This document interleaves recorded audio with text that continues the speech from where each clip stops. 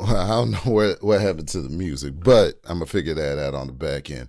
Worry observations, righteous discussions, unite people. It's the Word Up Podcast, and I'm your host, Omni, etc. OMNIETC. Today we're going to be looking at and breaking down metrics of confirmation bias. And it's a little kickback discussion from the last show. Well, spinoff, rather. Listen. What's good? What's good, Ricky? I see you in the building. What's good, sir? Hold on, let me pull up my pull-up. What's good, brother? What's good? Appreciate you stopping by as always, 100. Man, I've been missing you for a couple of shows now, but you know what I'm saying? I'm sure you've been getting to it, as we all do. I'm not one to talk by any means, so don't take that as a nod. I've just noticed the attendance. I might... me myself, I've been having a hard time sticking to the schedule because life takes a lot of twists and turns. More on that later. Don't feel like talking about it right now, but salute to you, man. I hope life's treating you well, man. The metrics of confirmation bias. I've noticed something. I notice how people are moving out here nowadays with the echo chambers. You know what I'm saying? People huddled up in comfortable spaces. Nobody really ventures out.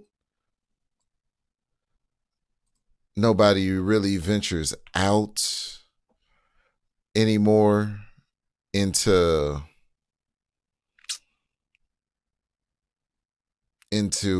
uncomfortable conversations, uncomfortable spaces to test themselves and what they believe.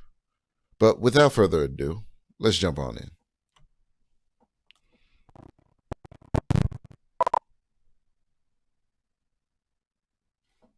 Yeah, something's definitely going on with that.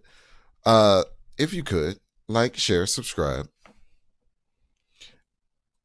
Shout out to Ricky for getting to it. Like, share, subscribe. If you enjoy the content. So we're going to be talking about confirmation biases.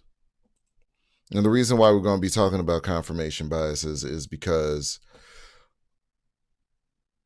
I think in order to get to the truth, which is ultimately the whole purpose of this podcast, this podcast in particular, I'm talking about the Word Up Podcast. It's not here. I don't come up here from a position of, oh, I'm right, so you should automatically believe whatever I'm saying. That's not why I created this. I didn't create this to prop up an echo chamber for myself for pre-existing notions and belief. It's in the tagline, worry observations, righteous discussions, unite people. It's the Word Up Podcast. What worry observations does is we're going to have to look at things through an honest lens, an objective lens.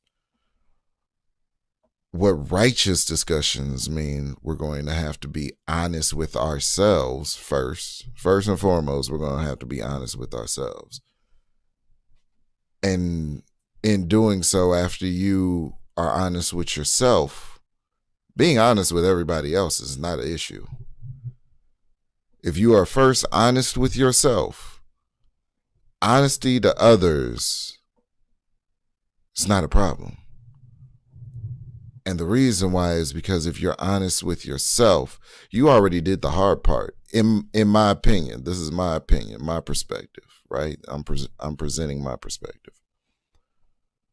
Because the harshest things for us to learn about ourselves are the harshest things to salute Nightish. Ain't no truth. Ain't no truth, Nightish. Explain. Expound, please. Get with us in the conversation. Expound. You know, the hardest things for us to accept. Salute. Salute for real. Salute, bro. Respect. Respect, Nightish. Respect, Night. Let me see. Do I have Nightish? Hold on. Let me see if I got you wrenched up. Because you know what I'm saying? You the OG. You deserve it. My business model ain't the same as yours, so I ain't gonna charge you for it. But you know what I'm saying? I'll get that done. If this window would cooperate with me, I don't understand. This windows ain't cooperating. Yeah, I'll get to it later. I probably could do it after the show. I'll figure it out. But you definitely deserve one. You know what I'm saying? Like, this is the thing. When it comes to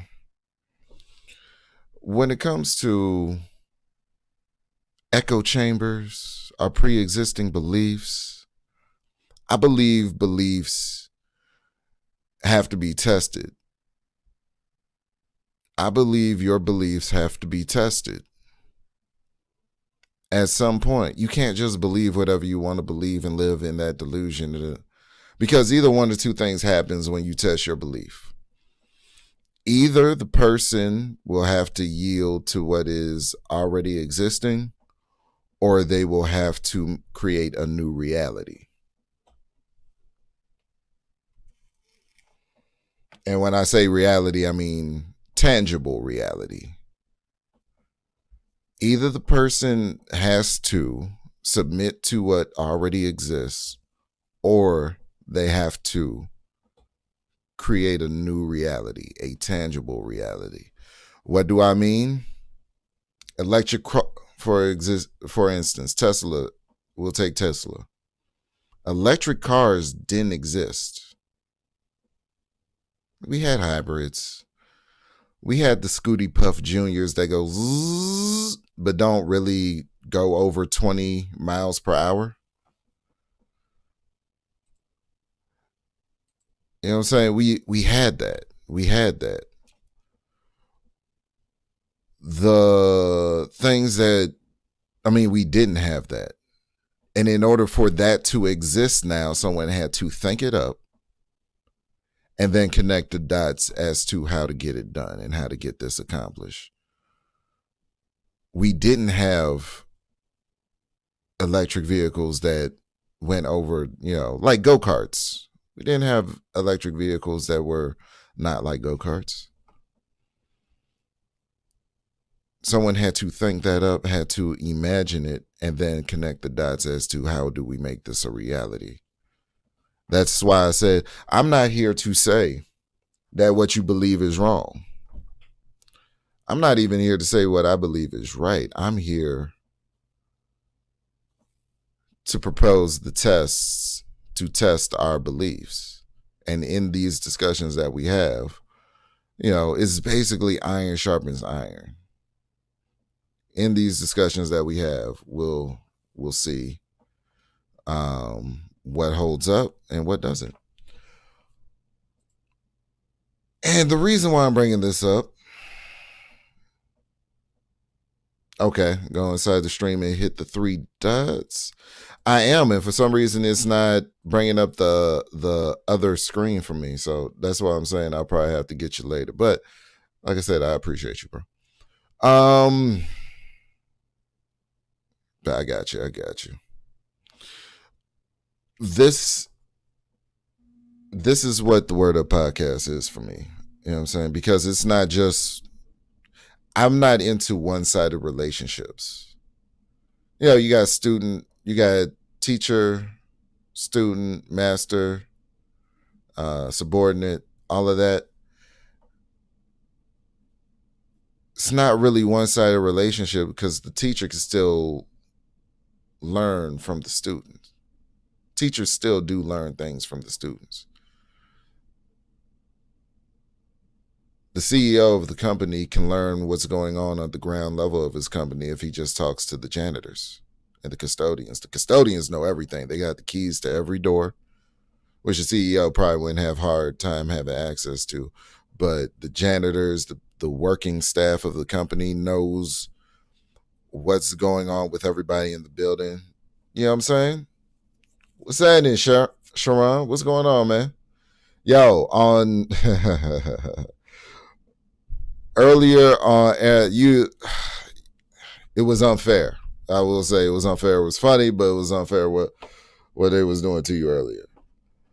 But at the same time, on a couple of points, you was tripping, man. I'm serious. I'm not gonna back down for that. But man, that was crazy.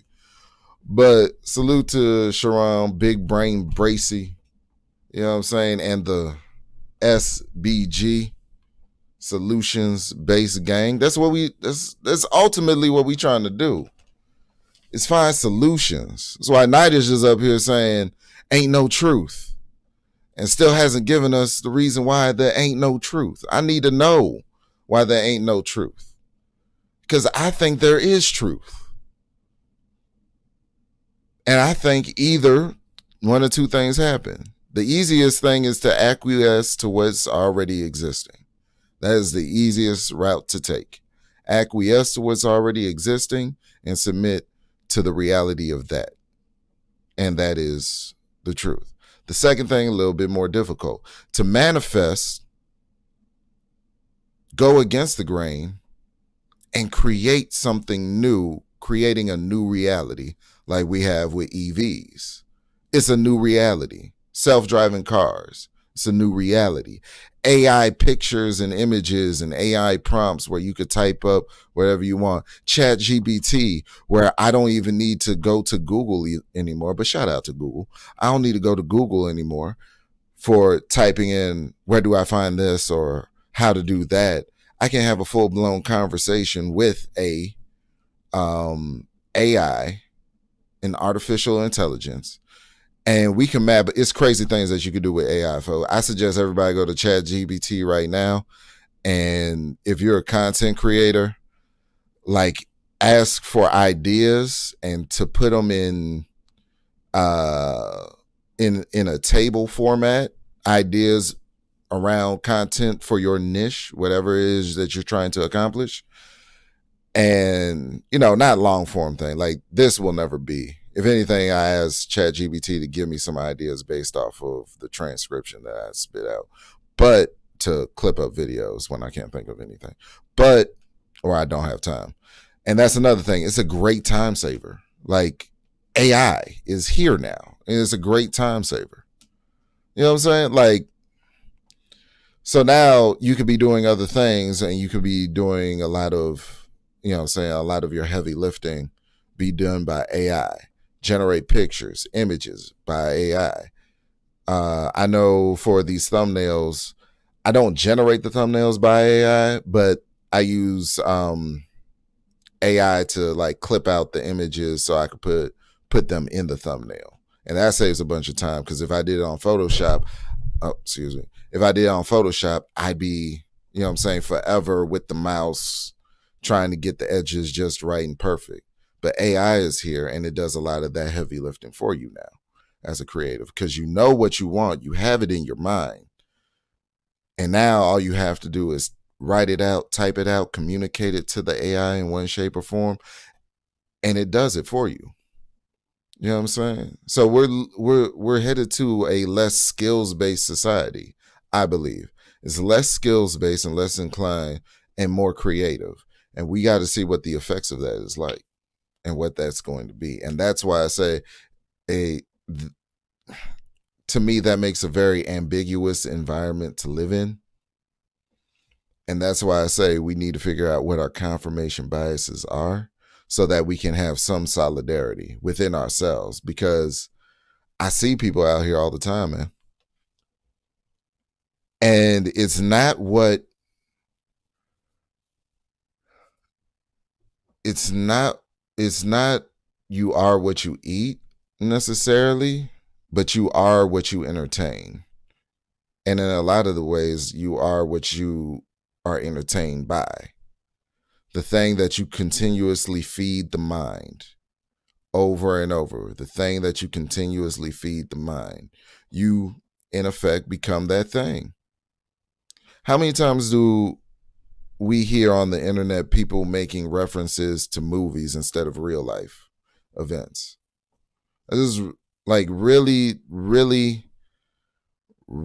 think about that. Really think about that.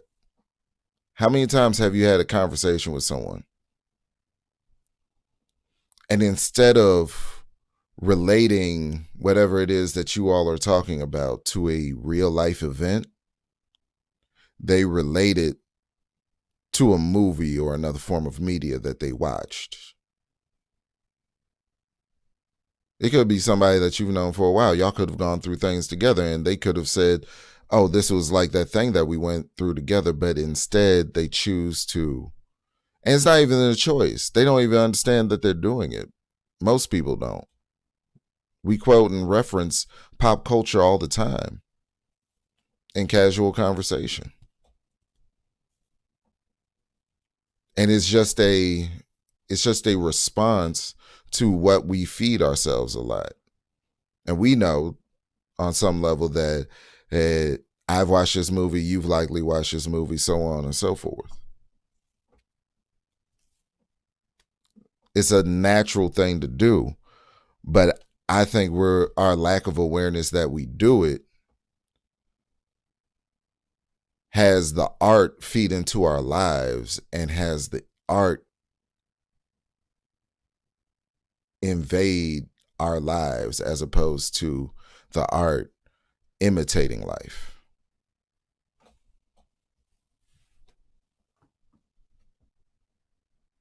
And yeah, I'm talking about Empire shows like Empire, which is essentially knockoff Power. Power is more authentic, but I see that also like certain people of a certain mindset or a certain way of living, they tend to quote and reference these things a lot.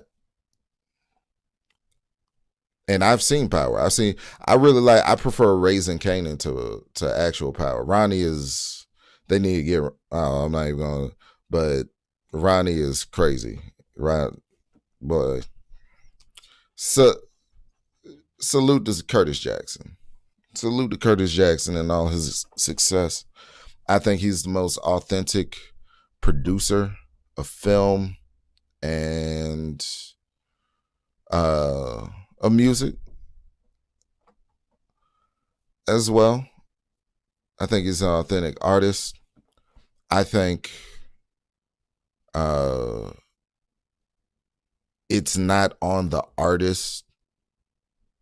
It's not the artist's responsibility for what they produce and the people partake in. If you produce a specific form of content and the people buy into it, that's the people's decision to buy into that product at the end of the day. At the end of the day, drugs work because that's a thing that people are addicted to, and so they want more of it. We could go into the legalities of things and this being illegal, that not being legal, all of that. But I always put it on the market. I never put it on the seller. The only reason something is to be sold is because there is a market itching, willing, and waiting to buy. Nobody can buy anything. Well, nobody can sell anything if somebody isn't buying. And I think I said that on my video of Sexy Red way back when she initially came out with Pound Town, her and PP Cocaine. If you don't know that, check it out. I forget what the title is because I done a number of these videos. But this is the thing. Oh, I'm knocking over shit in the studio. This is the thing. When we have confirmation biases, we tend to want to believe something, but I don't think people believe anything anymore. And we're going to test this today. I think people believe people, unfortunately. Like, not ideas, but they believe who they want to believe. And they just want to follow certain people down a course of belief. Let me ask you this. Do the same people that believe Monique, are they the same people that believe Candace? Because this is what I hear a lot of times. And there's things that I like about both sisters. This is what I hear a lot of the time. Is that with one, she's more believable because she's more relatable. With the other one, they don't believe her because they believe, even though she's clearly a black woman, for some reason they say she's not a black woman. I think people need to stop focusing so much on skin color and just do what's best for them in their own interest. That's what I believe. But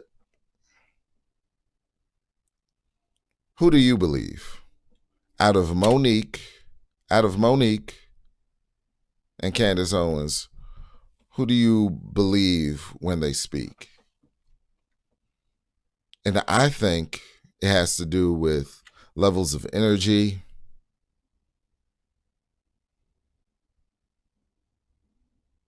relatability, and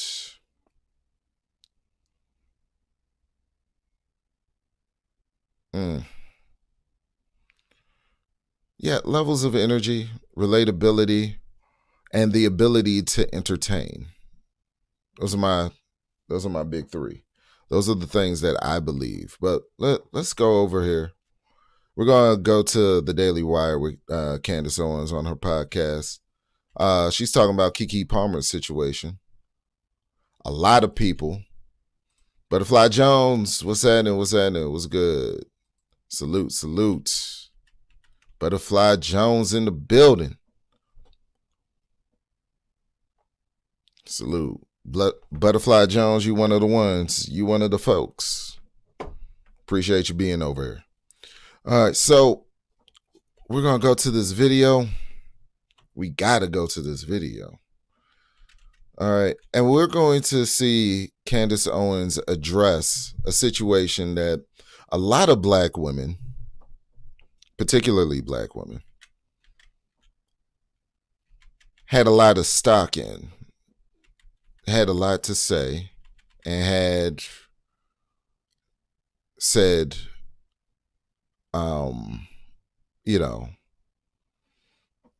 that the guy's broke. Apparently he's not. I think he's an actor. He's like worth $500,000 a year. That's his net worth. According to Google, that might not be the case. Even Forbes got it wrong with Ye. So nobody really knows about this man's pockets. But, he's in a position in which he can earn. So,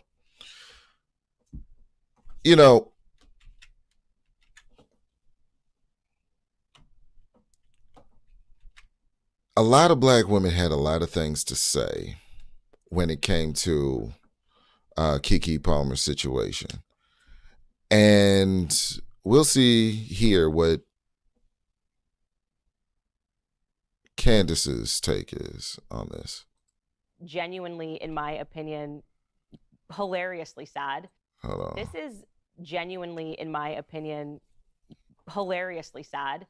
So we had covered a while ago on this podcast the drama that was going on with Keke Palmer and her baby daddy, Darius Jackson. My assessment was that it was an incredibly toxic relationship. Recapping very quickly, Keke Palmer was grinding on a club. She had just had a baby. She was kind of half naked. He was tweeting things against how she was dressing as a mother, how she, obviously was not presenting herself quite conservatively. And then something really big happened where Keke Palmer dropped a video, and allegedly in that video, and it looks to be him. Okay, she's racist, and I'm going to tell you why she's racist. She didn't bring up Usher's name.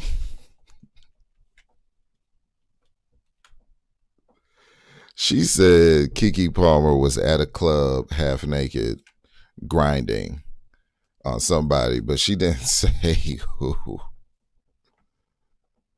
And Usher's been catching flack. Usher, it's like when a man does well, he can't do right. You know what I'm saying? Usher is doing his job what he's supposed to be doing. He's serenading the female populace, which is a male entertainer's job, a male R&B, especially if you're in the R&B category. He's serenading the female populace. He's, bumping, grinding, doing everything that he says that he's doing in the lyrics in his music on stage to sell it to an audience, because he is the product that's selling to an audience. And for some reason, everybody has a problem with it because Alicia Keys is a married woman. Beyonce is a married woman. These women are married women, but they're dressing, dancing, behaving provocatively in entertainment, which is a business propped up to sell a fantasy to the ones who are entertained by it.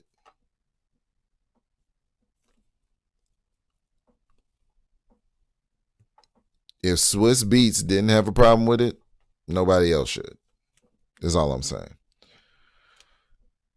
But the fact that Candace did not mention Usher's name, did not bring up Usher's name once, is hilarious. She just said it was just some dude at the club. That might be one strike against Candace in the black category. That might be one that might have to be. Let's rewind it back. Hold on. My assessment was that it was an incredibly toxic relationship. Recapping very quickly, Keke Palmer was grinding on a club. She had just had a baby. She was kind of half naked. He was tweeting things against how she was dressing as a mother, how she, obviously was not presenting herself quite conservatively. And then something really big happened where Keke Palmer dropped a video, and allegedly in that video, and it looks to be him, is Darius Jackson putting hands on her, actually beating her is what we saw. Again, I'm saying allegedly because I think this is still working its way through the court process. And so Darius Jackson has now come out. He is shading Keke Palmer by giving some advice on Twitter regarding marriage. Here's what he had to say. He wrote, "I feel for the dads that gave up when it came to custody. It's mentally, emotionally, and physically draining. You'll lose yourself. My spirit is too strong to give up, but I totally understand. I have pondered it. Thank God I have an amazing circle." And another post. Boy, what the fuck is you talking about? What the fuck is you talking about? What the fuck is you talking about? What the fuck is you talking about?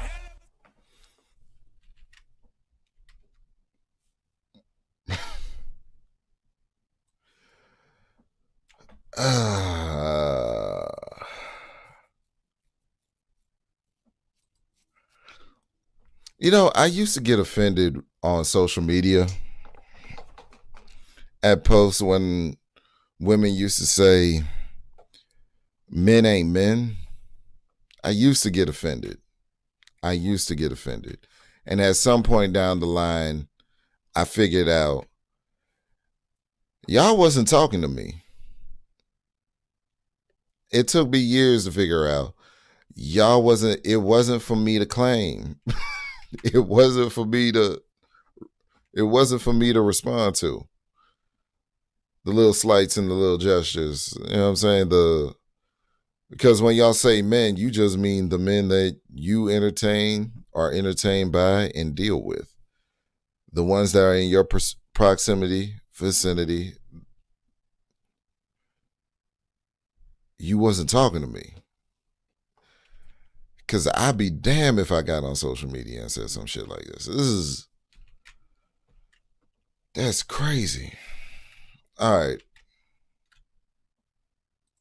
Post, he wrote, "For those who don't have kids, and this is something that I will emphasize to my son, wait till marriage and make sure God is the center of your relationship.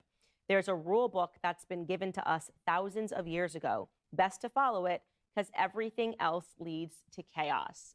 Now. Okay. Like I'm mad. And this is what I gotta say about confirmation bias, because he said some good things I would consider to be true. However, let's see what Candace is about to say. It's like sometimes it's hard to not look at the messenger when the message is good. And that is a very human thing to struggle with. The message is great, but the messenger throws off the delivery of the message. If you took this advice and you removed it from the situation of him allegedly beating Keke Palmer, I'd say, wow, this is amazing advice. But you are really going to have to miss me with suddenly becoming a pastor after we just all watched horrific footage, because I want to be very clear. Even in households where there is atheism, men know not to put their hands on women. It's just something that men recognize. Women are obviously smaller than men. There's absolutely no excuse ever, least of all saying, well, I wasn't following the good book and the Lord, and that's the reason why I was beating my wife. By the way, there are tons of people who do allege that they are pastors and allege that they are good people who similarly put their hands on women. So please do not hide behind God here, okay? Let's not hide behind God. This so reminds me, by the way, in case you guys don't understand the memes, that the I miss my granny memes, it's totally another one of these moments. Way back, I think it was in 2018 or 2017 when Cardi B was pregnant with her first child, and she and Offset were just married, and a huge scandal broke out where a woman came forward and said that she was having an affair with Cardi B's husband, Offset. And as people were waiting for him to respond to the allegations of his affair, which wound up being true because they split for a moment, he instead posted this, a photo of him sitting, oh, poor Offset, with the caption, "I miss my granny." Oh, you missed your...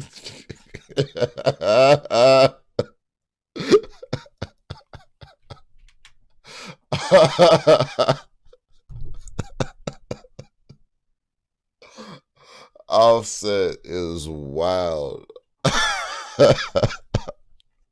I forgot that happened.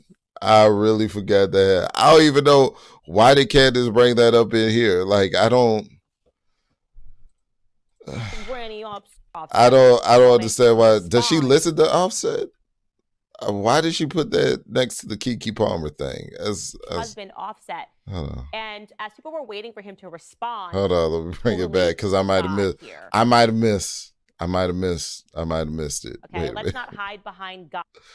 But the caption fucked me up. I'm not even gonna lie. All right. God. This so reminds me, by the way, in case you guys don't understand the memes, that the I miss my granny memes, it's totally another one of these moments. Way back, I think it was in 2018 or 2017. Well, I wasn't following the good book and the Lord, and that's the reason why I was beating my wife. By the way, there are tons of people who do allege that they are pastors and allege that they are good people who similarly put their hands on women. So please do not hide behind God here, okay? Let's not hide behind God. This so reminds me, by the way, in case you guys don't understand the memes, that the I miss my granny memes, it's totally another one of these moments. Way back, I think it was in 2018 or 2017 when Cardi B was pregnant with her first child, and she and Offset were just married, and a huge scandal broke out where a woman came forward and said that she was having an affair with Cardi B's husband, Offset. And as people were waiting for him to respond to the allegations of his affair, which wound up being true because they split for a moment, he instead posted this, a photo of him sitting, oh, poor Offset, with the caption, I miss my granny. Oh, you miss your granny, Offset. You miss your granny after you've been caught cheating on your wife and who's pregnant. How amazing. You gotta love that when men do that. Oh, I want to talk about God now. I miss my granny. That's what's going on. No, you've done something for which you owe an apology for, a meaningful apology for, an explanation for to the public. So let's not turn into a pastor or turn into a man that suddenly misses his granny when you know that you have done things that are wrong, okay? It is such an act of cowardice. It's so obviously laughable. And I'll just leave it right there. Hey, guys. Okay, so that seems to be the same sentiment essentially on both accounts. I didn't know that she was going to have the other thing in there. I didn't know she was going to have the bit about Offset at the end in there. But that seems like something that it resembles the same sentiment as all the other women, right? That were upset or had something to say about the Keke Palmer situation. Candace literally gave the same take just now. What he did was wrong. He should be thrown under the jail, and he's not the best person to be giving relationship advice out to as a result of his actions. He's not someone to listen to. I think a majority of Black women would agree with that. But for some reason, even though Candace is right here, and I rarely find anything that Candace says to be inaccurate or grossly inaccurate to the point of negligence, I don't understand why Black women have so many gripes about Candace, especially when the policy is supposed to be believe all women or believe all Black women. I don't understand it. So this is just going to be a kickback episode, just going through what this is. Now, let's take Monique on another sensitive topic, specifically dealing with the relations between Black men and Black women, right? Monique on Club Shay Shay.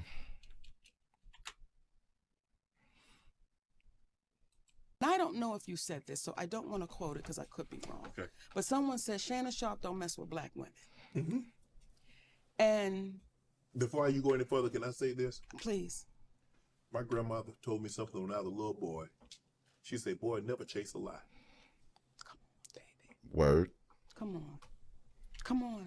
Why? And you never said that, right? I've never said Okay, so that's why I said I got Black kids. His eyes popping out of his head. Remind me of that one dude with the meme. Okay, so that's why I said I got Black kids. That's crazy. That's the Who Framed Roger Rabbit. Who Framed Roger Rabbit, the villain. When his eyes started popping out, yeah, that's him. When the glasses got taken out, yeah. That's crazy. That's what I said. I said them babies black. Yes. They not confusing. Yes. We ain't trying to see if she Latin or Dominican. They black. They mama got black. Everybody that Shannon messed with was black. Yes. Right? Yes. Black. Okay? You a football player with a lot of money. Mm-hmm. When you go into a city and you was in your prime, you had your pick. It's no different for a woman. When I went to a city, everybody wanted to be Professor Ogilvy. Hey. Crazy. Absolutely crazy. Wow. Professor Ogilvy.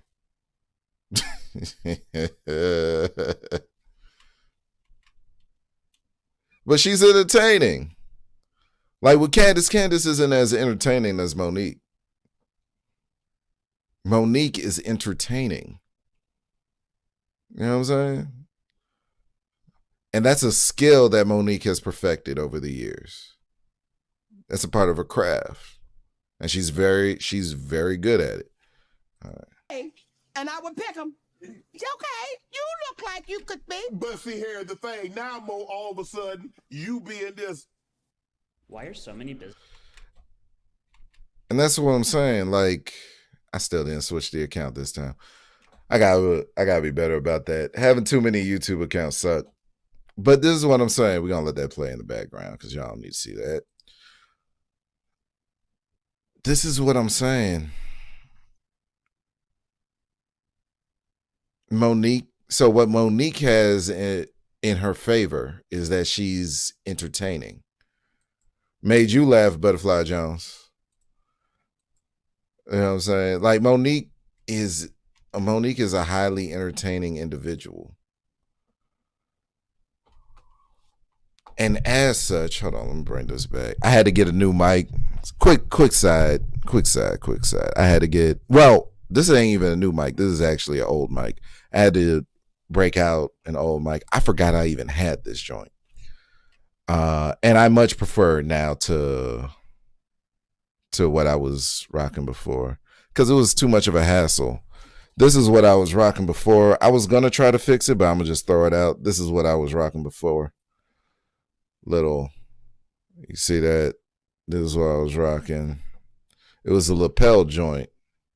And I liked it for the convenience. And it just hooks right up into my audio interface. And I liked it for the convenience, but the problem was sometimes I forget that it was clipped on. And so eventually got a short in it. Yeah, you see the new mic? Well, not the new mic, but it's an old mic. I used to record a lot of music on it. So if you go to it's omnietc.com. Oh, this right here. If you go to this website, the album, it's really a mixtape. The mixtape, it's up there for free. It's my first mixtape EP mixtape. What's it called? Damn, I can't even think of my own body of work right now. Oh, Talk to Him. Yeah, that's what it's called. Talk to Him. If you go to my website, it's omnietc.com. Go to Talk to Him in the music section. Just go ahead, download that, listen to it. This mic is what I use to record that body of work. And I think some of Audacity too. So I think Audacity, yeah. I recorded some of Audacity with that. I was between that and the Shure mic that I record on now. I got a Shure SM7B. Well, one combination of that. I gotta look at the box. It's a combination of that. But if you look at the Breakfast Club, the mics that they use on their radio station, I actually record on, because I heard that. Well, I had read somewhere that Michael Jackson recorded on that. I'm like, if it's good enough for the king, it's good enough for me. Damn it! So that's why I record on now. So when I drive and I just got off the phone with somebody that was like, hey man, what was the last? I was telling them everything that I'm doing with school and work and getting everything situated and trying to make sense of my life. And they were like, hey man, so when you dropping more music? I'm like, damn, after all of that, you still want me to? So I gotta drop some of this music. I've been putting out snippets of on my main page, which Butterfly Jones, you rock with me over there as well. Salute to you. I've been putting out some things on my, what is it? What am I trying to say? Oh, I pulled this all the way over. There we go. Out on my stories. I've been putting out some snippets on my stories and been seeing what y'all responding to. So I'm about to drop a single. I might actually set that up tonight because I can. That's what happens when you're independent. You can make split decisions like that. So yeah, I think when we adjourn here, I'm gonna go ahead, drop y'all like Mission of a Writer, so I'm gonna give that to you first, and then I'm gonna drop what I want y'all to hear and react to after. That's gonna be next one. I might do week by week, but I'm really trying to drop the whole project when my sister touches down because I don't want to have to even think about anything when she's in town. So, which is out in April. So y'all will be getting a whole album by April. But I'm gonna hit y'all with a couple of singles first. So yeah, the whole thing with confirmation bias, I find Candace to be far less entertaining. Like, she'll try to make a joke. She's funny. Candace has her moments where she's funny. She's funny. But it's more of a dry kind of humor. It's more dry. She's very dry with her humor. With Monique is real natural and more organic, if that makes sense. But let's continue down the path. But see, here's the thing. Now, Mo, all of a sudden, you being this fat black woman, it ain't a problem. Because I remember you said it was. Well, let me say this. First. It wasn't never a problem with me being a fat black woman, because real black men, they like them in all shapes and sizes, all complexions. Mm-hmm. It is these new Negroes that get into, she gotta be this way, she gotta be that way. But real black men, if you can bake a pound cake naked.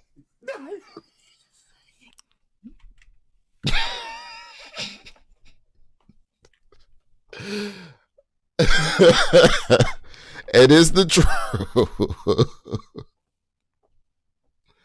It's the truth. It's the truth. It don't. What y'all talking about? Dating. What advice? If somebody, if a group of women were in here and it's like, come on, Auntie, talk to us. How this dating thing? Because it's Mo, is different now than when you and I. It's different, baby. I'm grateful I'm not 56 and trying. But you tried to say what you tried to say. Mo, I'm looking right at you. I know you looking at me. I ain't backing down. You better. Oh wait a minute. She glad she ain't 56 and trying. Trying what, Mo?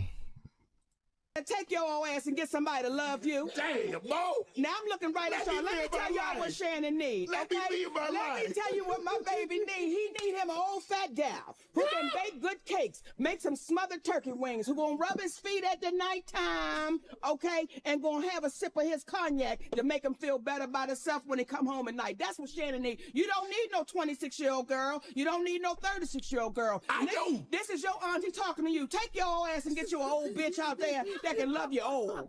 You're trying to hang out with these young bitches and you can't do it, Shannon. You just can't do it. Dang. When they want you to go for the 4th round, you looking at her like, bitch, listen, you want some money to go to Starbucks? Yeah, because I can't go no further. But if you get your older girl, when you get to that 4th round, she's going to say, hold on. Let me go get you some eggs and cheese and some toast with apple butter, because that's going to get your energy back up. I'm talking right to you. Shit. So he thought I was going to be scared. Hey, man. This is crazy. This is crazy. I can't believe I paused it on that face. I am a motherfucker for pausing it right there. All right. Love W in the building. What's going on? What's going on? Salute Love Dub in the building. You know what I'm saying? Salute. Yeah, we cracking up at this Monique. We comparing Monique to Candace Owens for believability, because on both sides I hear people that detract from both, right? I hear people detract from both. So we're trying to see what the metrics of confirmation bias are, using the contrast between Monique, because they're both black women. They both have a following. You know what I'm saying? Or should we be in pursuit of echo chambers, or should we just move around, do our own thing, and whoever comes to us, you know what I'm saying, comes to us? Should we be chasing confirmation bias, or should we just, you know what I'm saying, live life in direct traffic? So, That's what we're doing over here. But yes. So one thing that Monique has above Candace Owens is, I would say above Candace Owens, is that Monique is highly entertaining, and she's a professional entertainer. Candace Owens doesn't feel the need to entertain as long as she has factual information that she's presenting. Now, she'll throw in jokes, which she has some damn good ones at times, but that's not really a part of her thing. It's not like she's not trying to entertain. It's not her thing. So let's continue with Monique's side of things. Hold on. Yes, I'm talking, and I know old gal, she'll be good to you. Her name is Elladora. Now, when you know somebody named Elladora, she's old school. Now, this is another thing. Monique is pointing out the differences in women as they age. She went from, I believe, 26 to 36, and now she's talking about a 40-something-year-old woman in relation to Shannon Sharpe. She's pointing out that there's differences in these women at ages. They have a lot more sexual stamina. They can go longer. They'll tire old man out in the bedroom, saying that you can't keep up with them, saying that Shannon is essentially playing with these girls and he needs to settle down and get somebody that will actually be with him to the end of his journey in life. This is what Monique is breaking down. Hold on, let's run it back real quick, because I might have missed something else. Because I can't go no further. But if you get your older girl, when is your auntie talking to you, take your old ass and get your old bitch out there that can love you old. You're trying to hang out with these young bitches, and you can't do it, Shannon. You just can't do it. When they want you to go for the fourth round, you looking at her like, bitch, listen, you want some money to go to Starbucks? Yeah. Because I can't go no further. But if you get your older girl, when you get to that fourth round, she's going to say, hold on. Let me go get you some eggs and cheese and some toast with apple butter, because that's going to get your energy back up. I'm talking right to you. Shit. So he thought I was going to be scared.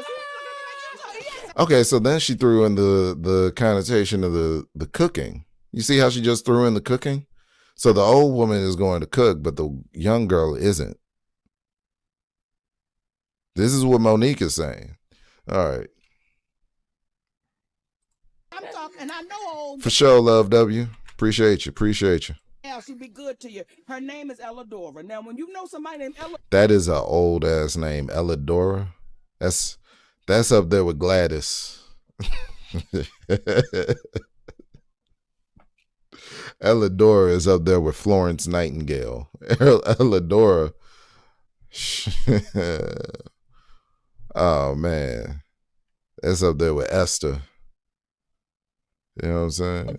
Yeah. Old school. Now, Miss Elladora told me to tell you. She said, I think he like red velvet. Oh, I do. I say, Miss Elladora, if he do like that, she said, you let him know I got something for him. Yeah, I like and she red don't velvet. have no teeth. Come on, pick your glass up and clack it for me. Come on now. These young gals will bite you. Okay? Yeah. Okay, guess I gotta come on home. Come on home, Shannon. And y'all stop putting lies out about my brother, because I was in my feelings when y'all said he didn't date black women. Y'all stop that shit. You stop it. Now, he might throw a white one in there every now and again. And it's okay. It's okay. Because sometimes, we ain't into everything. Yeah. We don't do everything. So sometimes Uncle Shay need a spice of life. Yeah, see? There you go. He need to go across the street, but he always going to come back. That's all we saying to you, Oprah and Tyler. Come on home. Come on home. Come on home. Come on home. Sierra says a lot of women talk about Sierra's prayer, but when a God sends a good man, they don't want them. Is that true?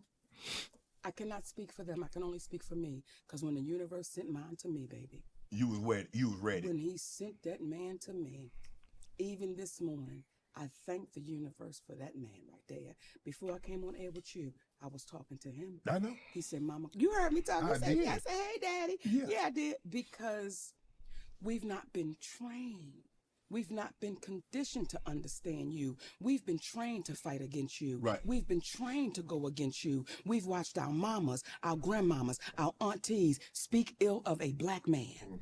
So now when a black man comes and he good, you waiting for the bad because grandmama told you black men wasn't shit. Mama told you black men wasn't shit. Your auntie said black men ain't shit. So all you have in your mind is black men ain't shit. And so when you get that beautiful black man, he's now got to say to you, erase everything they taught you. Right.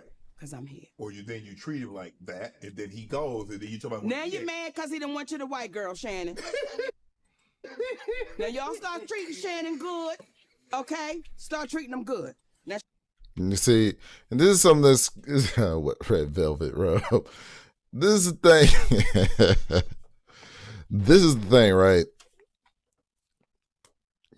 I think Monique is the first woman I've ever heard admit that publicly.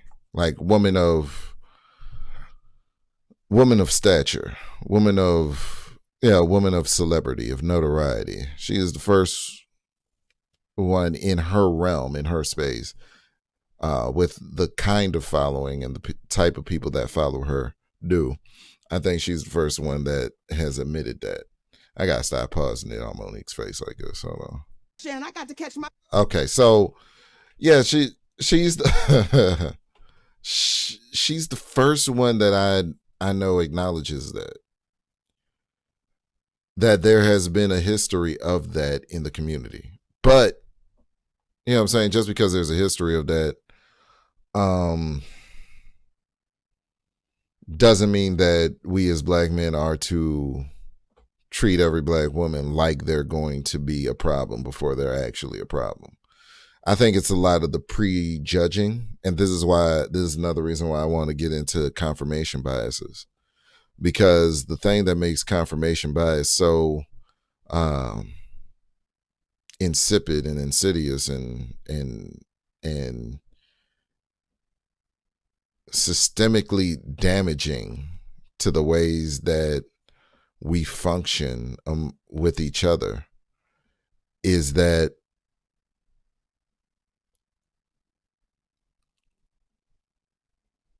if the person believes what they believe is right, they have no need to actually understand the other person's side of things. No, I'm right because I'm right, and you're wrong because you're wrong. It's a lot of people have a very black and white approach to life. And I used to be the same way, to be honest. But I had to come out of that because there's a lot of nuance in things. You know, I used to have a very strong stance against men who aren't in their child's lives. This was when I was much younger. I used to think that if you weren't in your child's life as a man, you were you were like the most terrible person in the world. Now I understand the nuance of, oh, she's putting the restraining order out on this man, but still wants him to pay for said child. So he can't be in that child's life at all, but he's still financially responsible for that child. And I've seen it happen to dudes that aren't in any way, shape, or form violent. These are the most nice individuals I know. The woman herself has never been harmed by this man. I've had homies that have been lied on, and the girl has been found to be lying about situations that have never happened. So when we have these conversations, I'm coming at it with that lens of I'm keeping my ears open so I can first listen to understand, and then formulate what I'm thinking about, and then having something to contribute to the conversation. So when I look at this, I appreciate Monique being honest because those situations exist. Now, I know recently that she's had something come up with her son. I might do an addendum with that. You might get a clip in the middle of the week on that, just because I haven't gone over that.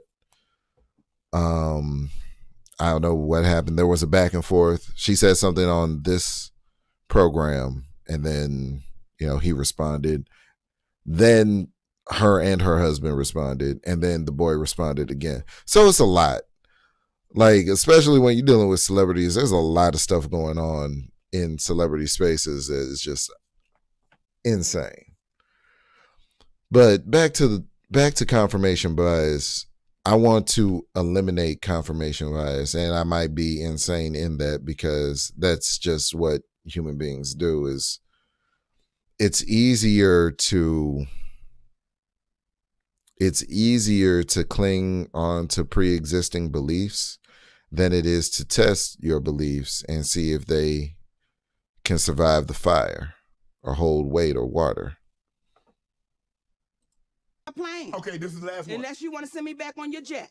I wish I had one, Mo. I wish I had one. But I'm going to get you out here on this one. See what y'all did? You heard what Shaq said. Shaq What'd he said, say? they asked Shaq, should a man open up to a woman?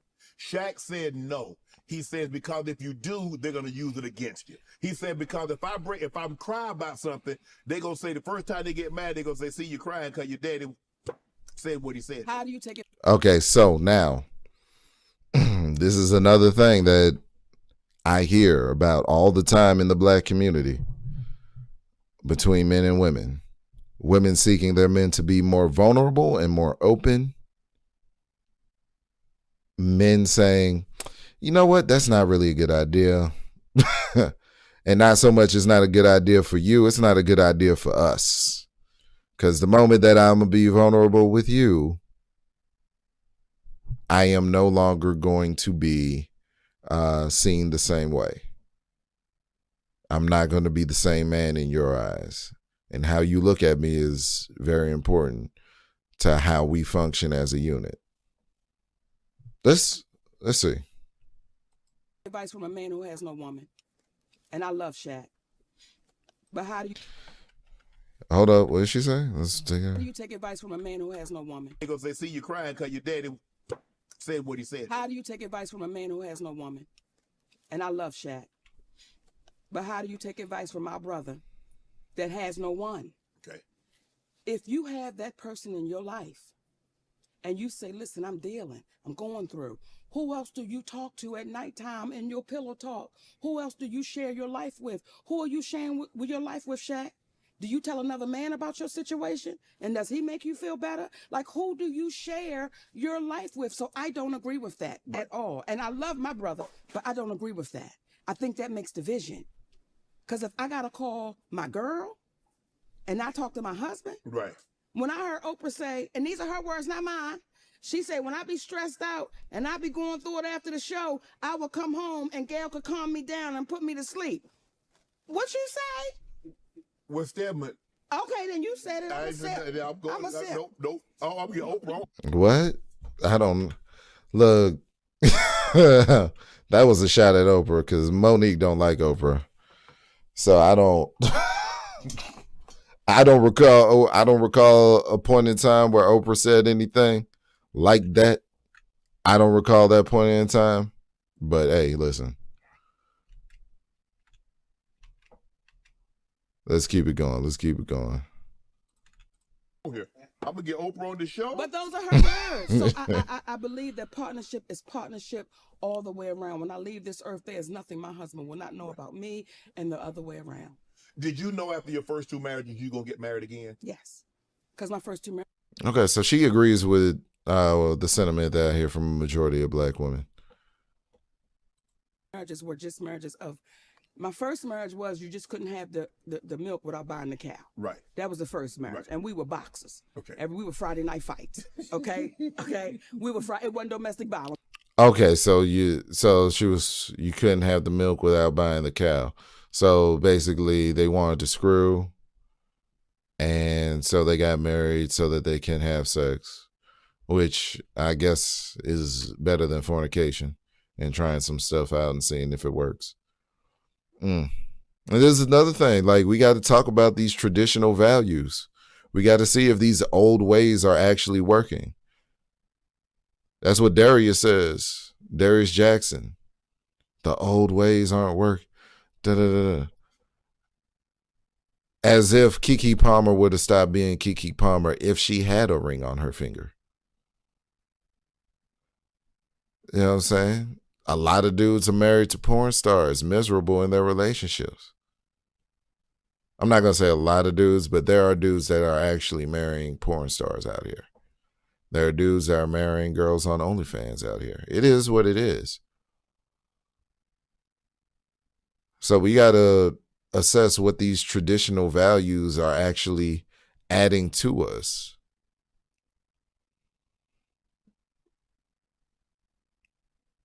Because these traditional values, if the root of a marriage is lust, that I don't think that marriage is going to last long at all. If the root of a marriage is lust. But if the root of the union is compatibility, shared values, I think that's far more stable ground and firm ground to build a relationship on. That's just me. Let me know what you think in the comments. We was Friday night fights, Right. okay? I took a L sometime, but sometime I didn't. Right. Okay. The second one was I couldn't afford to pay my rent, Right. and I didn't want to have a boyfriend. Right. So that's why I say this is the first time I've really been married. Right.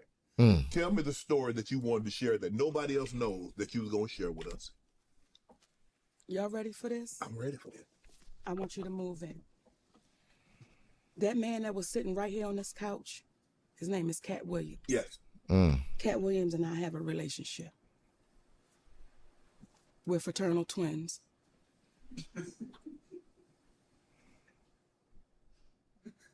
She bullshitting. That's it. That is my twin, my spiritual, fraternal, non-biological brother. We are twins, baby. Yes, we are. That was it, and that was all. Thank you. Don't nobody know that, but you, Cat Williams, don't even know the shit. Yeah. That's what makes it so beautiful. So, Cat, I'm gonna call him. I'm gonna call him and say, "Hey, I met your sister for the very first I time. need you to tell him. Want to join Club Shay Shay?" All right. He said I needed to. And then she since went on to having, she went on to tour with Cat. So this is what I'm saying, man. Like, I don't understand what with Monique. I can understand her relatability and what she come from. She essentially came from nothing. Candace was a tad bit more privileged, I believe. Probably not in, finances, but I think she lived in a different area.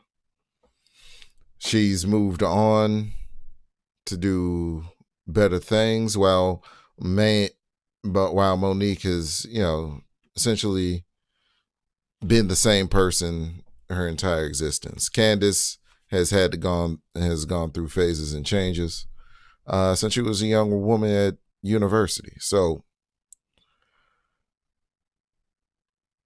I don't know.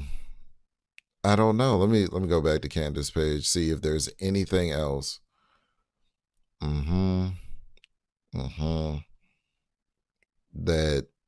That the black women I know personally would agree with.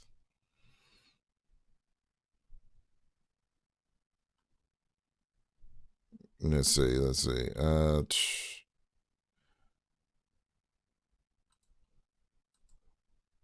You've got. I'm gonna click on. I'm gonna click on this one because, we gonna go into this one because this is another thing. I don't know too many black women around me. There aren't too many. There's a couple. But there aren't that many black women around me that actually like Sexy Red. So I don't know who's supporting Sexy Red's career.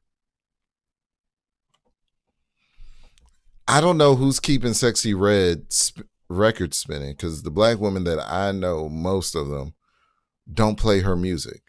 I wouldn't be caught dead as a Sexy Red concert. Hold on, it was muted. All right. To respond to. There is something that I want to respond to.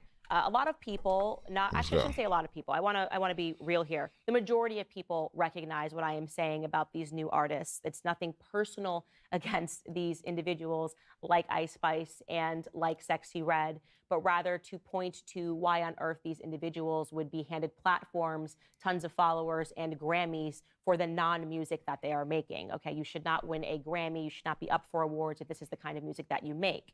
Some people wrote to me in the comments and said, Sexy Red supports Donald Trump, Candace. So look who you are distancing yourself from. This is a person who likes Donald Trump.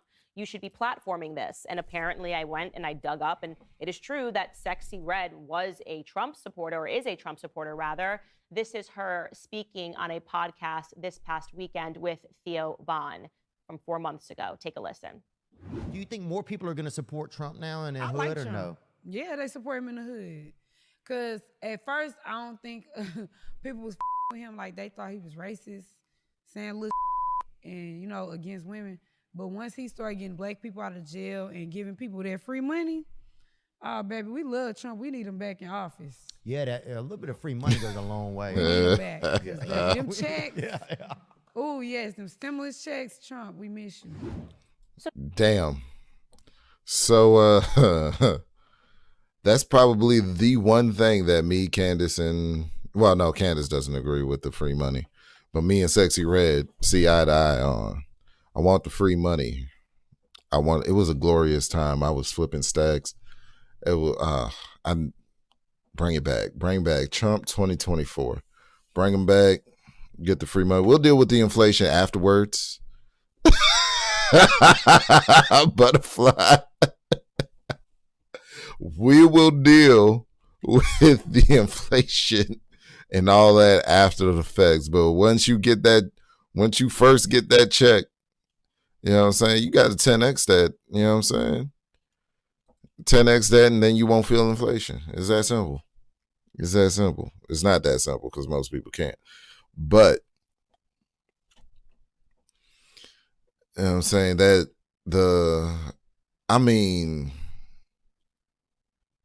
Yeah, I was off work because I couldn't work. And then I was doing DoorDash. Not while I was sick. Although I was sick in the COVID, but not while I was sick. I was just taking vacation days because I didn't want to get sick. And then I ended up getting sick. So I was taking my vacation time off in COVID. And while I was on vacation, I was doing DoorDash, and people were tipping like crazy because they had all this extra bread for free. So, like, I'll probably go back in the gig economy because people was tipping ridiculous amounts. Like every order was over $30 paid to me. So whatever they were spending on the meal on top of that, it was ridiculous. I know it was absurd, but they had it like that, and so they were giving. And then, you know, stopped with the stimulus checks, and so everybody is tight-pursed again. The economy was settling down. You know what I'm saying? Talking about all this inflation. You had the vid doing DoorDash? What vid doing DoorDash? Oh, yeah. Nah. I was about to say, what vid? Nah, I didn't have to. I thought about it. I thought about doing it. I really did. But nah, I didn't. Sick fries is ridiculous. Sick fries is crazy. You know what I'm saying? That's right. I was out here sneezing on the burgers. Nah. I had used up my vacation time to keep from getting COVID, and then I ended up getting COVID later on. So I've had it like 3 times now. Still no vaccine. I don't feel the need. No vaccine, no weird body shit going on. Just I had a cold, and it was pretty bad a couple of times, and then I haven't had them since because I be drinking my smoothies and shit now.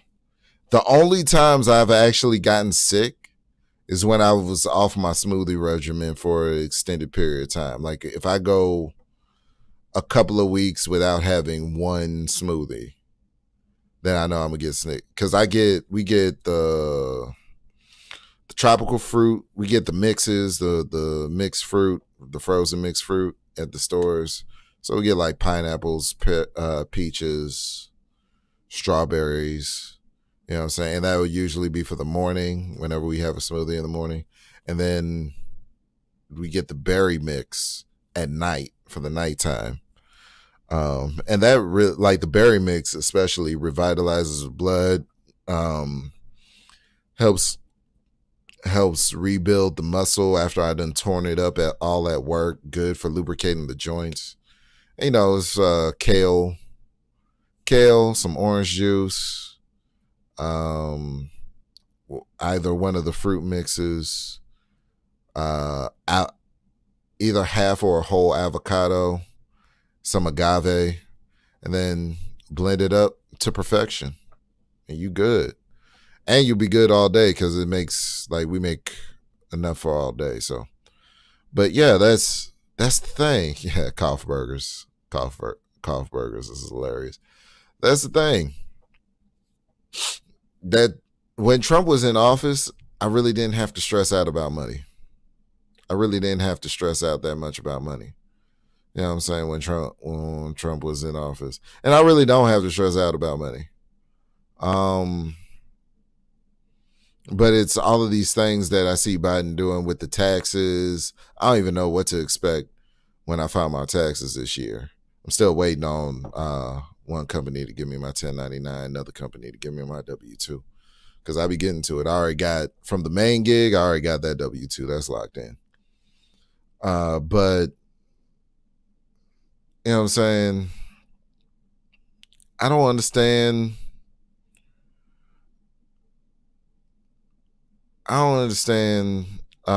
People's hatred of Trump, and I never did. Like, I've seen clips of Trump.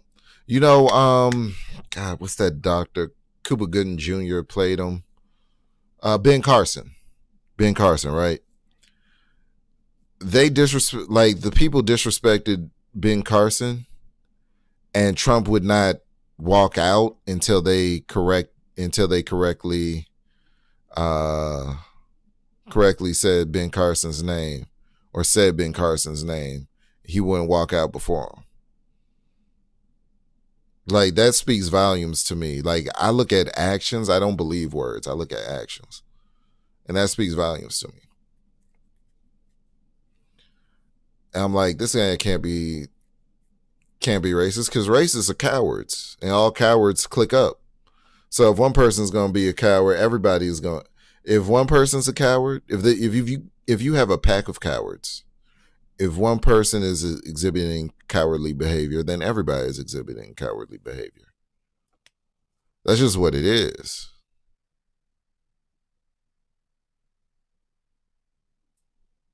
So for Trump to go against the grain in that moment and say, nah, I'm not going to step out on stage until you say his name and say it correctly.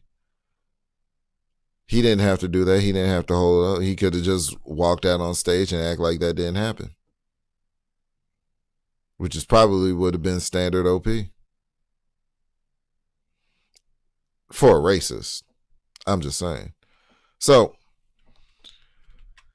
let's see what Candace is talking about when it comes to Sexy Red. So two things can be true at the same time. Obviously, it is a good thing that Sexy Red is standing up against the racist narrative that is always trying to stop Black Americans from voting against their interests. Obviously, a better candidate for Black America would be, I would agree, Donald Trump, which is why I supported him rather than the Democrats, who are hell-bent on destroying Black America via a ton of ways, welfare policies among them. And to be honest, my least favorite thing that Trump did was the stimulus package. So that's something that I would love to discuss and dispute with her.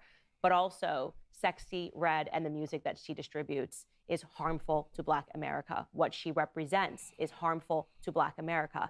I am not going to say that because you vote like me, I am going to support the music that you are putting upon the youth in Black America. Can Sexy Red change her mind? Can she become somebody else? I hope. This is what has always been my hope for Cardi B, right? That they actually recognize that they are being used to peddle filth to the Black community like drug dealers. Earthly Wellness is dedicated. Okay, so I didn't know she had this in here. Let's go past it. Well, I know she has drops, but hold on. So that's my whole thing with Sexy Red. Like, everybody loves Sexy Red, talking Sexy Red, who else? Glorilla is another one. That's my thing with Sexy Red. Like, the children are being affected by the music. And just because, I want to point this out too to my Black folks, just because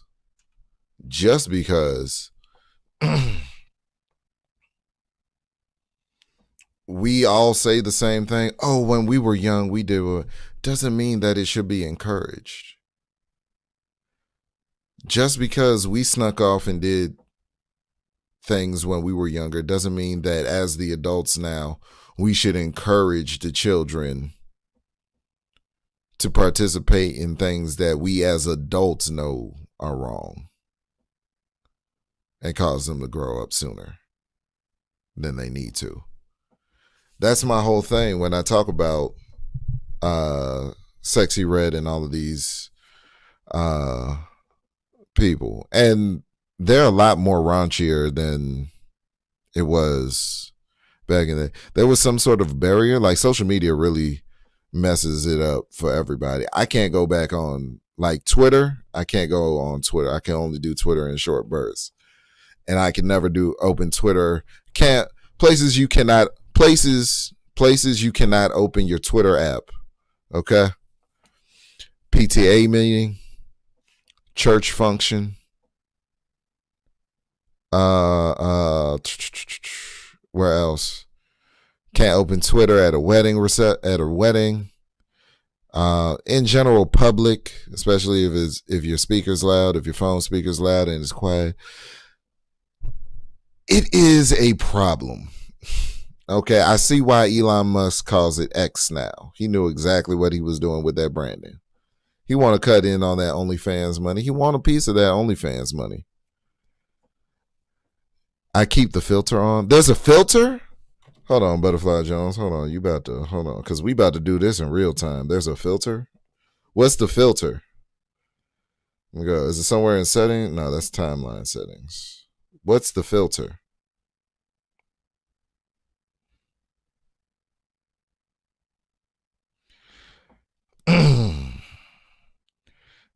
This is a subliminal advertisement for an OnlyFans account. This practice is...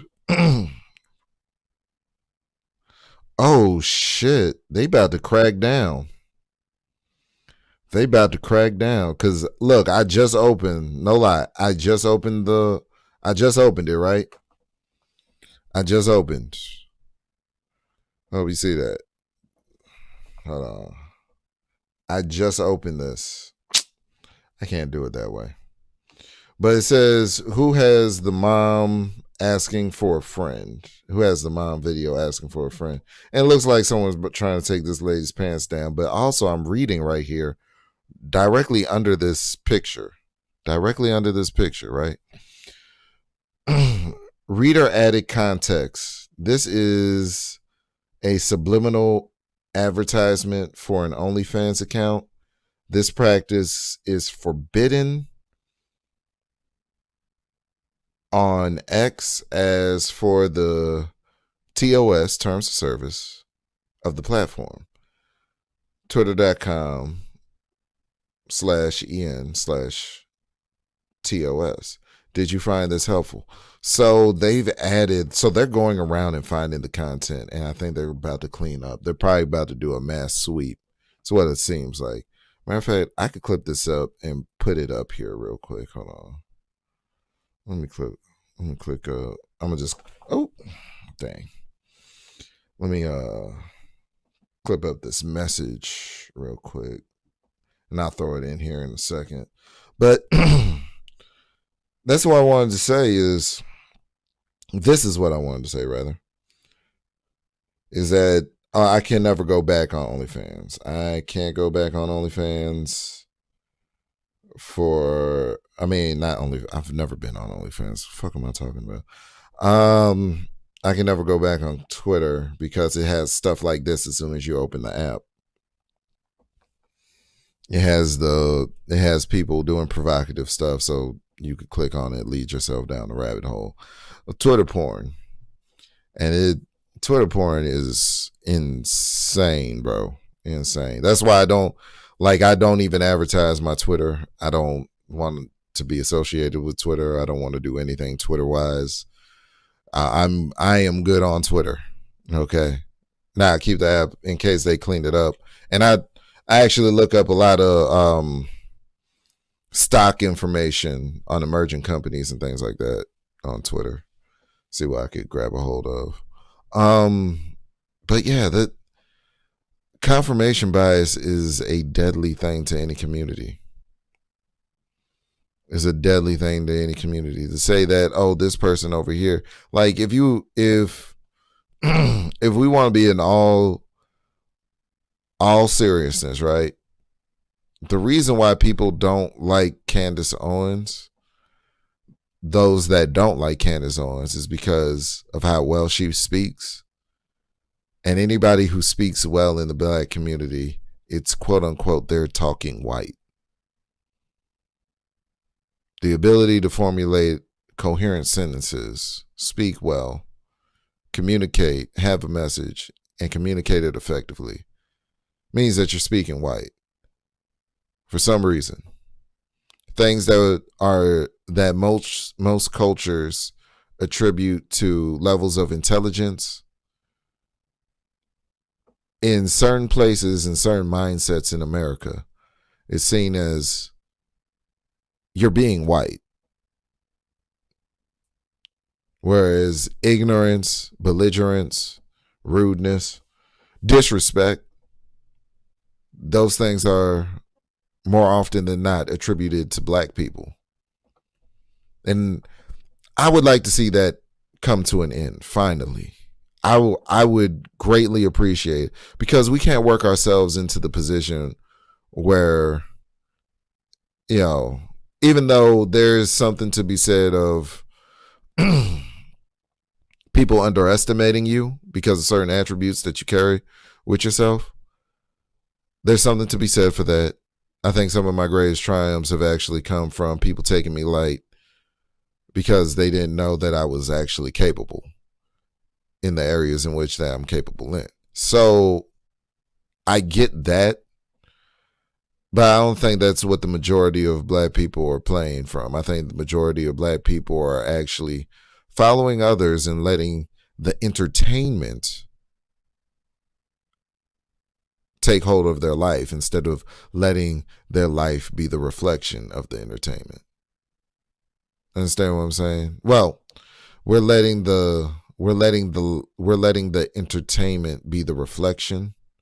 Well, we're letting our lives reflect entertainment instead of the entertainment being the reflection of our lives. That's what I'm trying to say.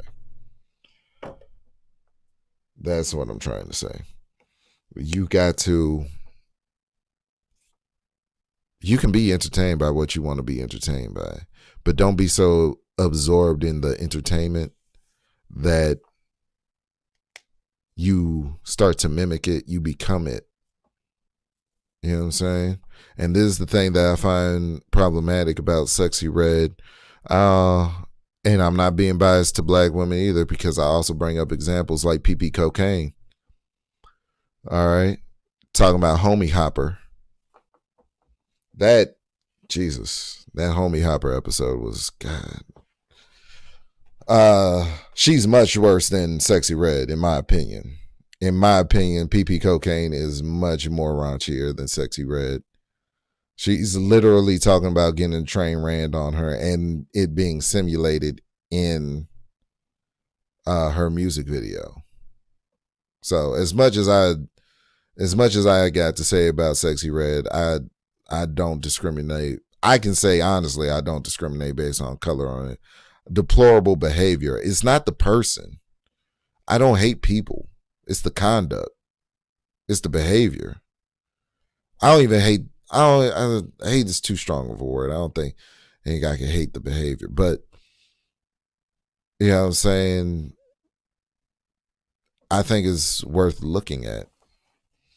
And so with that, with my it's not really confirmation bias because I had to actually get burned by the fire myself in my younger days because I was originally a straight A student, used to keep my nose in a book, used to be on something different than most boys my age.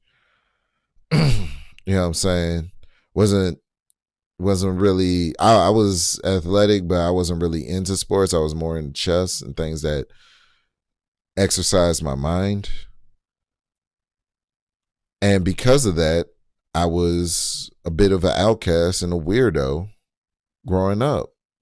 Turns out I had all the attributes of somebody that is to, you know, later down the line run a Fortune 500 company and all of that. But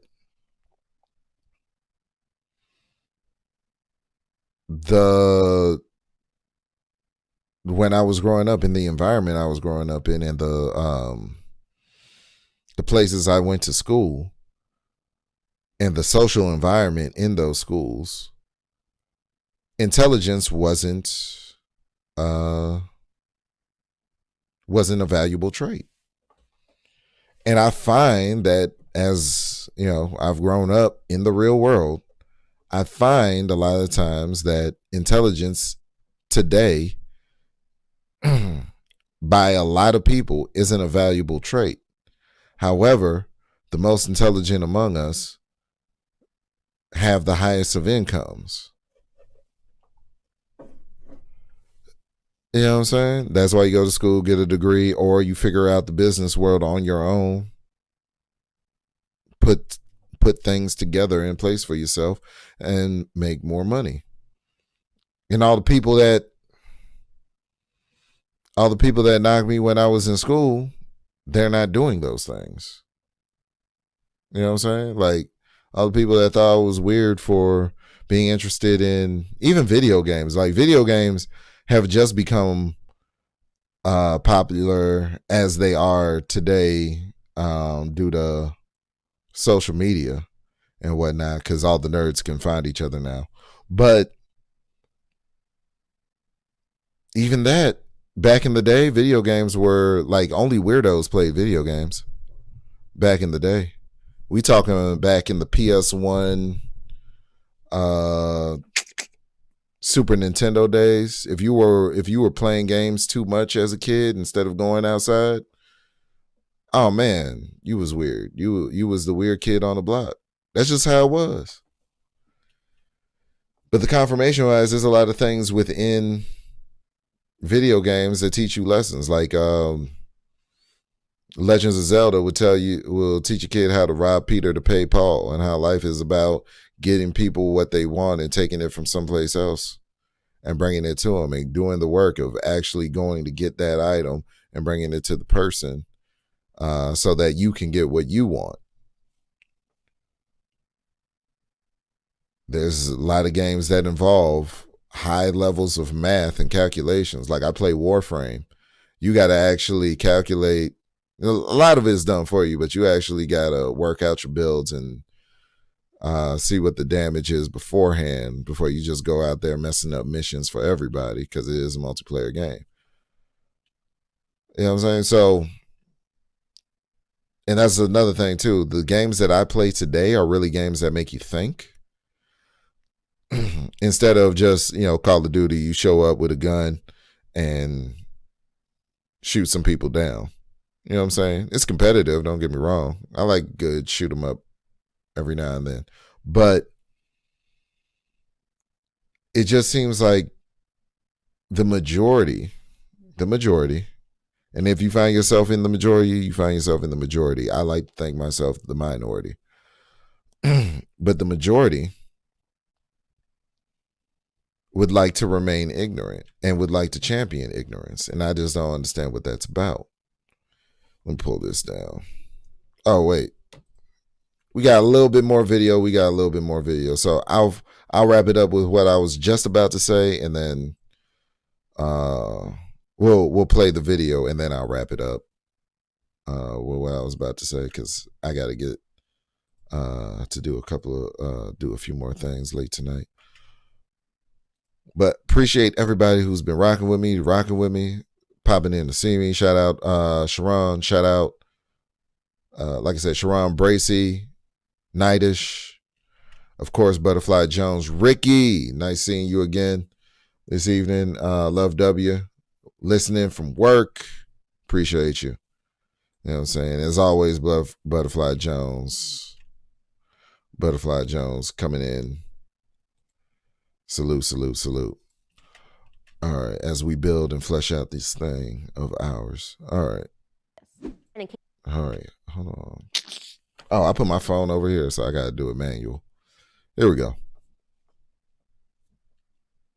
In case you don't recognize just how severe what I am talking about is, this is what has been making the rounds in the media over the last couple of days. Sexy Red just had a baby. She literally just gave birth. And she decided to share some photos from her in the hospital and make some fun music while she was giving birth. Take a look at some of these photos. Yes, that is Sexy Red, bent over, touching herself. Yes, obviously we have censored this photo of her with her legs spread in just a really disturbing manner. There's no other way to say it. This is actually disturbing. It should disturb you. There's something funny about this. This is crass. This is debased. This is no way a mother should act at all. But of course, this makes its rounds in the media. Wow. And what is the response to a young Black person that is seeing that this person is getting attention? What is the response to any young individual if they recognize that, okay, I can become famous and I can get quick money and my music will be distributed if I have no shame, right? If I remove myself from shame, if I put my body all over the internet, if I'm constantly selling sex and I'm talking about drugs and hip hop, this is rot in the Black community. Like, Butterfly, what is your take on Sexy Red? Nah, because I see you laughing, but we got to be serious, bro. What is this? What is this is going on with our people? You know what I'm saying? Like, how are we gonna function? Because she just had a son at that. It was a son. Understand, she just had a son. She just had her son. I get, yeah, it's marketing. I get it. I get that. I get that. But at one point, do they think long term than just, oh, this is marketing? You know what I'm saying? Because, and I'll keep this in mind too. That son, that child is going to forgive the mother because she gave him whatever she gave him. I just hope she didn't spend all the money she invested in things that needed to be invested into. I hope she just didn't spend it all outright. But let's continue. I will never support it. Doesn't mean that I have a problem with Sexy Red personally. In fact, I'd love to have her on the show. I would talk to her about this because I think it's going to start with an awakening. All of these artists have to understand that they are being used. Hollywood is being used. And as I've said on multiple episodes, it is not just Black America. It is all of America. The music has become filth. There is an effort to make people stupid, to load them up with drugs, and to make it so that they cannot be successful. I am convinced that America has become a slave colony, and the purpose of which is just to fund endless wars and to not even be able to comprehend what it is that we are doing outside of our own borders. And by the way, those are just the still photos. She also released a video to go along with it. So this is Sexy. Oh, Jesus Christ. Let me brace myself because I already know.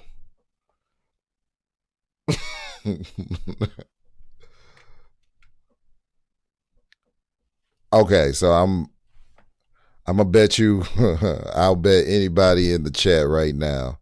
We could bet like $20 that she's twerking in those videos. How much you want to bet? That means you got to bet against the possibility or probability that she's twerking in the video. How much?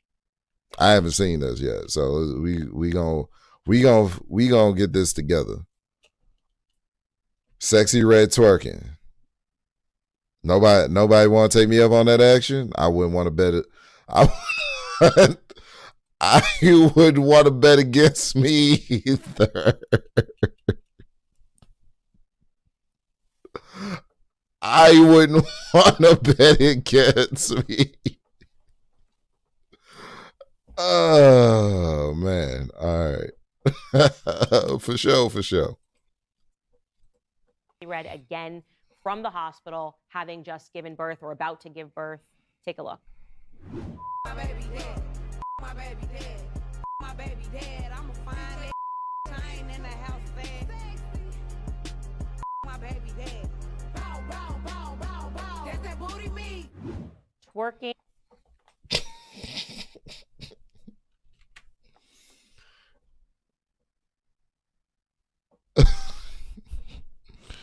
She say, "Bone, bone, bone, bone, bone." That's that booty meat. Jesus. Why is Candace of all people address it? This is crazy. I'ma find that chain in the house fast. My baby dead. Bow, bow, bow, bow, bow. That's that booty meat. Twerking. Having the words "that's that booty meat" play on Candace Owens' show is hilarious for some reason for me. It makes me smile from ear to ear. I don't know why. Just go from boom, boom, boom, boom, boom, booty beat, and then cut the Candace's face. God, all right. In the hospital before you go through the process of giving birth, throwing dollar bills. Is that supposed to be funny? Well, I'm pleased to say that Black America didn't find it funny. Black America said that it represented a new low, and that has kind of been the sentiment that I have seen expressed. Let's keep it up. Let's have the courage to call trash trash. It's the only way we're going to be able to clean it up. All right, so, and this is, and I agree with that. I agree with that. We need to, which is why I have this podcast trying to get to the root of, they big. Let me scale them down a little. You're going to scale them. All right. Trying to get to the core, to the root of what's going on so that we can find the truth. And tackling confirmation, this might actually be a two-parter because tackling confirmation biases is a seriously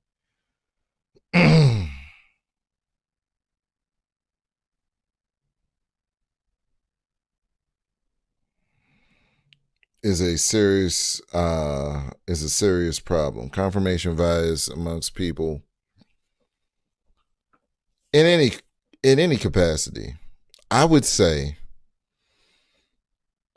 this is what I would say when it comes to the Black community. I think the problem is that we're not a monolith. I think it was and when I say not a monolith, I don't mean everybody has to be the same carbon copy of person, but I'm saying for the things that we value, the things that we want to have fully fleshed out in our lives, the things that we would like to see our children succeed at, the things that we want for our families, the value system.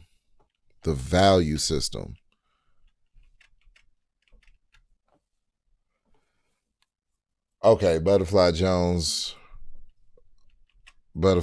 come on.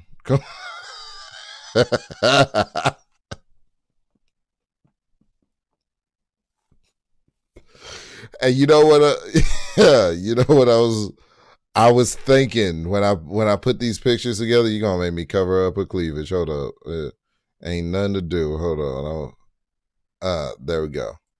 Because I was thinking, I was like, you know what? Her titties is. I was thinking. But you had to say it though. I was like, yo, she got mad cleavage. She got mad cleavage showing. I should probably cover that up. But nah, we're going to leave it open because somebody going to be entertained by that. Whatever brings them to the show is what brings them to the show, damn it. Whatever brings them to the show brings them to the show. For sure. But that's really all I have on the subject of the metrics of confirmation bias. I think we're more inclined to listen to things that we are entertained by, which is why more people listen to books instead of reading the books for themselves. Shout out to Audible for making that business boom the way that it has been. And a lot of people just don't have time to sit down and read a book. It is what it is. Some people don't have time to just sit down and read because that takes concentration. You got babies in the background going, Omni ain't got no kids, but I know a lot of you out there got babies, got families, people busting in on you. You know what I'm saying? You might lose your place. You know what I mean? It is what it is. There are bookmarks, but you'll have to find your place again. Kids coming in every 10 seconds, so you lose your place and got to find it again. Or however your life is structured. A lot more people listen to books than read. A lot more people listen to podcasts than watch videos. It just is what it is because a lot of people are trying to make sense of the world.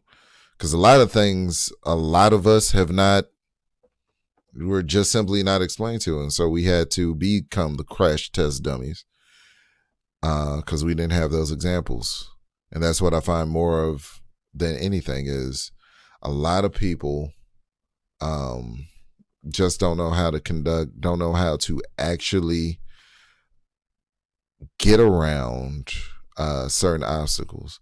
Like, let's take shopping at Amazon, for instance. And the only reason I'm bringing this up is because it came up in my personal life. So let's bring shopping at Amazon real quick. And then we're going to run after this. But let me bring this up to bring it home. It's like you're shopping at Amazon. What metrics do you go by? Me personally, the metrics that I go by is the first filter I put on is the 4-star greater filter. All right. 4 stars or greater, which means I'm not dealing with any products that are 3.8s. You know what I'm saying? 3.9 down, see you later. Second thing, the average customer review. So if it has a high number of reviews, a high reportings of people who've purchased the product, and a high number of stars, and those stars are 4.0 or greater, okay, so now I've eliminated most of the junk. I've eliminated a good, I would say about 85% of things that I know are not going to work for me because they haven't been tested enough, they haven't been bought enough, and people haven't reviewed them enough to break it down. If it's not a sample size, if the review size pool isn't like 1,000 or greater, see you later. I'm not purchasing that product because I need at least 1,000 reviews. That means more than 1,000 people bought it, but the product was good enough to review 1,000 times. Somebody put forth the energy 1,000 times to review. Well, 1,000 people put forth the energy, you know what I'm saying, that number of times in order to review that product. Next thing that I go for is actually no, I gotta have the Prime checked off because I ain't trying to wait a month to get it, so I need that Prime checked off. And that's honestly, that's pretty much it in general for most of the products that I purchase is those metrics. It has to be 4 stars or greater, has to at least have 1,000 reviews or more. And it has to be available in Prime 1 day, 2 day shipping, because I'm not waiting a month. And the reason why is because that's what works best for me and my program and what I got going on. Like I just did that. I bought my girl some new yoga pants, some night shirts. You know what I'm saying? What else did I get her? I'm gonna have to look at the list. You know what? I'm not even gonna waste time doing that. But I just got my girl some new clothes, and you know. Oh, and I also got some b-ball shorts because it's about to be warm again. I got some basketball shorts for myself, and I needed those metrics to line up. If those metrics don't line up, then you know what I'm saying, I gotta dismiss it. And we need a similar rubric. We need a similar measuring stick, a measuring rod for the for our biases. Like I used to actually believe that, you know what I'm saying, because you black, I black, then you gonna support my business, I'm gonna support your business. When really in business, all you need to do is focus on perfecting the product. You have a good product, people are going to gravitate to the product. That's it. If the product is good, people will gravitate to the product. You shouldn't be, as a black person, you shouldn't be marketing your business as a black-owned business. Because you're marketing it to a community that, quite frankly, even though there are millionaires and people that, you know what I'm saying, are affluential in the black community, the black community as a whole is only 13% of America. So now you've eliminated the majority of people by marketing your business specifically for black people. You've whittled your possibilities, your potential sales, your potential marketability to 13%. Then on top of that, you got to think about the ones that have, like, who all in that number, in that 13%, who all actually has the bag. Is it the majority or the minority? I could tell you it's the minority, because the majority of any nation isn't rich. It's always a minority of people that are wealthy and a majority of people who are not. In any community. In any community. So,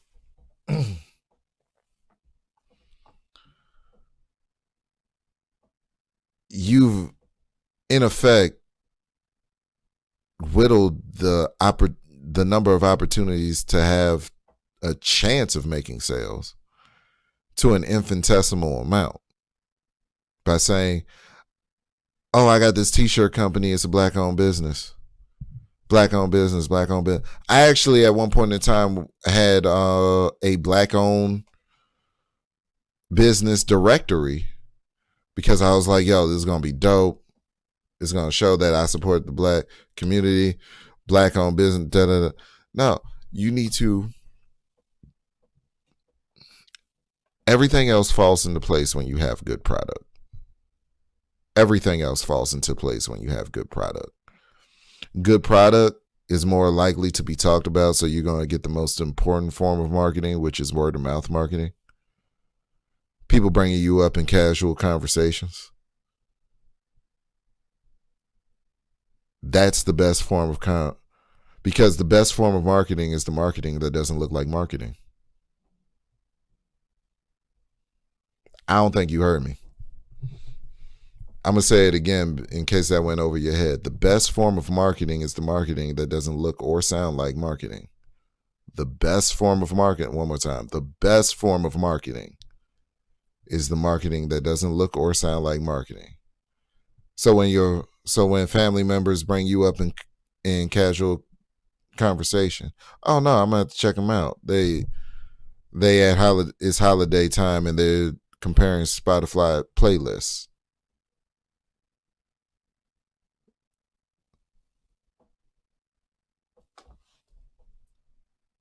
The best form of marketing is marketing that doesn't look like marketing. Yeah, so game. Yeah. So game. Basically, yeah, is game. So game. But it's all a game. Like if you look at the key components to sales, is pure manipulation. It's pure manipulation. The key components to sales. It's manipulation. So if you're not good at manipulating people, you're probably not going to be good at selling to them on some level. It's about manipulation. And I really couldn't get past that for the longest time. There's this thing called emotional manipulation marketing. It's basically what Snoop Dogg did. Remember when Snoop said that he was going to quit smoking? Every stoner was pissed. I was like, Snoop, what you doing? We not even concerned. Nobody, this is hilarious. Nobody was actually concerned for Snoop's safety. Nobody was concerned for Snoop's health or well-being. Snoop could have had a lung tumor. He could have had cystic fibrosis. He could have had a health condition.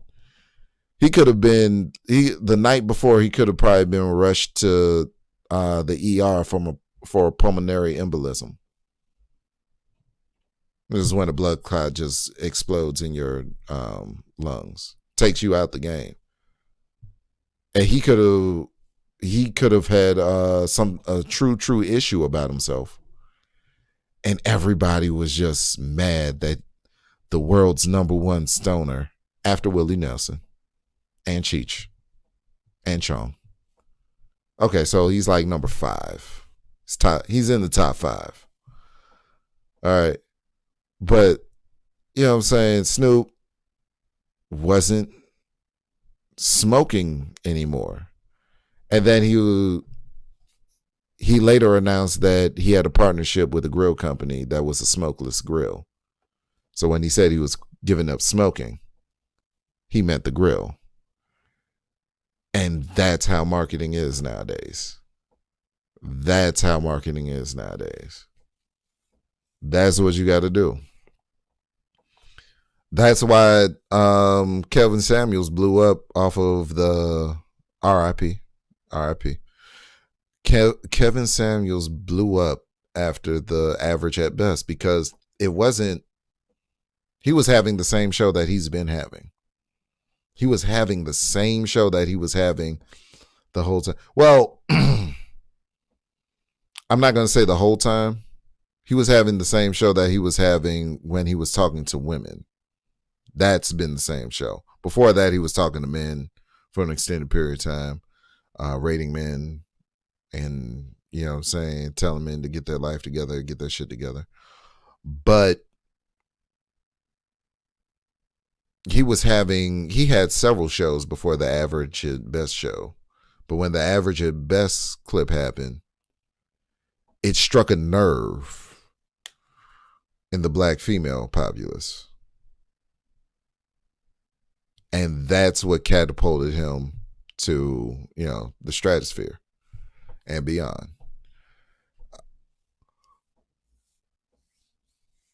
You know what I'm saying? The fact that people were so emotionally invested in their preconceived notions that they weren't even willing to hear out what else was being said outside of that clip. It's like, oh, this is what, man, fuck that nigga forever. And then they just go off about their day. People see one clip of you and they have a fully formed opinion. It's weird. It's weird. But we must fight our confirmation biases. Put what we believe through the fire of scrutiny and see what comes out on the other side. Or if nothing comes out on the other side, then we got to let go of what we once believed to be true. And then we got to go out, gain more knowledge, and hope to either find the truth or, as I said at the top of the program, construct the truth. And when I say construct the truth, manifest it into reality, actually turn the thing that did not exist into something that does now, like with the electric vehicle. Wary observations, righteous discussions, unite people. It's the Word Up Podcast. I've been your host, OMNI, ETC, Omni, etc. Listen, get with me in the comment section, Replay Gang. Get with me in the comment section. Let me know what you think, what your decision, what you think about confirmation biases. What are your biases? What are your biases? What are you biased about? What do you believe yourself to be biased about? What do you prejudge on? I got a few of them. What do you prejudge on?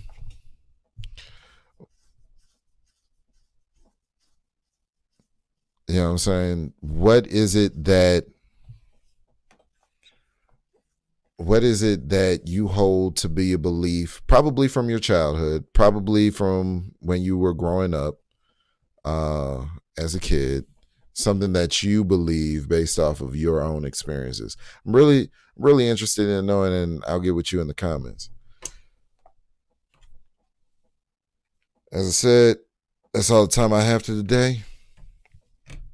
And we out. Peace.